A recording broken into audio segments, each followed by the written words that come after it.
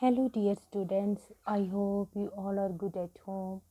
And today, our topic is You Are Old, Father William, for class 5th English. तो बच्चों book अपनी सामने रखिए, page number 44. So page number 44 पे आपका ये जो टॉपिक है वो हम पढ़ रहे हैं. तो 4 पैराग्राफ्स इसके हमने कंप्लीट किए हैं. तो आज नेक्स्ट जो इसका पैराग्राफ है वो हम पढ़ेंगे. तो let's start. You are old, said the youth, and your jaws are too weak for anything tougher than suit. Yet you finished the goose with the bones and the beak. Pray, how did you manage to do it? तो बच्चों अगर आपको याद होगा तो वो last जो 4 paragraphs हमने पढ़े थे उसमें यही था कि जैसे मैंने आपको बताया it's a conversation between a father and a son. तो ये एक बाप बेटे के बीच में बातचीत चल रही है. तो जो बेटा है वो अपने बाप को बोलता है कि आप बूढ़े हो चुके हो, आपकी जो बोन्स हैं वो वीक हो चुकी हैं, आपके हेयर जो हैं वो वाइट हो चुके हैं. तो इस तरह से इन दोनों के बीच में जो कन्वर्सेशन है वो चल रही है. तो हर एक पैराग्राफ में वो अपने फादर को उसका जो पहला सेंटेंस होता है यही होता है कि वो अपने फादर को बोल रहा है कि नाउ यू आर ओल्ड. ठीक है. तो यहाँ पे भी यही है. तो यहाँ पे है you are old said the youth and your jaws are too weak for anything tougher than suet.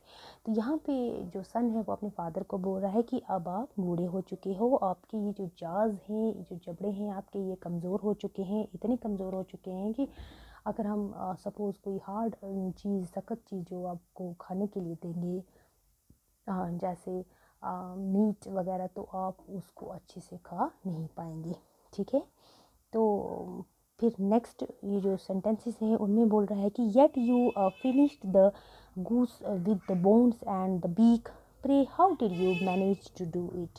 तो नेक्स्ट जो सेंटेंसेस हैं इनमें वो बोल रहा है कि तब भी आपने एक बत्तख जो है वो उसका मीट जो है वो आपने खा लिया बत्तख को with the bones and the beaks, उसकी बोन्स के साथ और उसकी बीक के साथ, मतलब पूरा ही आपने उसको खा लिया. तो ये कैसे आपने किया, आपने ये मतलब किस तरह से मैनेज किया जबकि आपकी जाज जो है वो वीक हो चुके हैं. अब उसका फादर जो है वो उसको रिप्लाई करता है नेक्स्ट पैराग्राफ में. In my youth said his father I took to the law and argued each case with my wife. अब उसके फादर जो है वो रिप्लाई करते हैं, उसको जवाब दे रहे हैं कि जब मैं यंग एज में था I took to the law, it means यहाँ पे हुआ कि मैंने लॉ लिया हुआ था, मैं कानून की पढ़ाई कर रहा था. So and argued each case with my wife, और मैं अपनी वाइफ से, जो उसकी वाइफ थी, बीवी थी जो उसकी, तो उसके साथ में हर एक बात पे बहस किया करता था. ठीक है. And the muscular strength which it gave to my jaw has lasted the rest of my life. तो उसके साथ बहस करते करते मेरी जो जबड़ों की जो मतलब मांसपेशियां हैं तो वो उनको ताकत मिल गई है. ठीक है. वो स्ट्रॉन्ग हो गई हैं. तो इसलिए अब मुझे कुछ नहीं होता है. यहाँ पे अकॉर्डिंग टू पोइम ये ऐसे ही, मतलब पोइम जो होती है ये जस्ट एक इमेजिनेशन होती है जिसमें हम कई बार इमेजिन करते हैं, या ज़रूरी नहीं है कि वो फैक्ट हो, लॉजिक हो, तो वो पोइम में हम पढ़ते हैं. सो जैसे यहाँ पे इस पैराग्राफ में बताया है कि मैं कानून की पढ़ाई करता था, तो मैं अपनी वाइफ के साथ बहस किया करता था, तभी मेरे जॉज जो हैं वो मज़बूत हो गए हैं. तो ऐसा कुछ नहीं होता है बच्चों. अगर रियल लाइफ में हम बात करेंगे तो इस तरह से ऐसा कुछ नहीं होता है. बहस करने से जो जाज हैं हमारे वो स्ट्रॉन्ग नहीं होते हैं. जैसे कि मैंने आपको अभी बताया कि पोइम जो है उसमें इमेजिनेशन होता है. पोइट जो इमेजिन करता है या उसको कुछ लगता है यहाँ पे राइमिंग वर्ड में सूट होता हुआ तो वो लिखता है. ठीक है.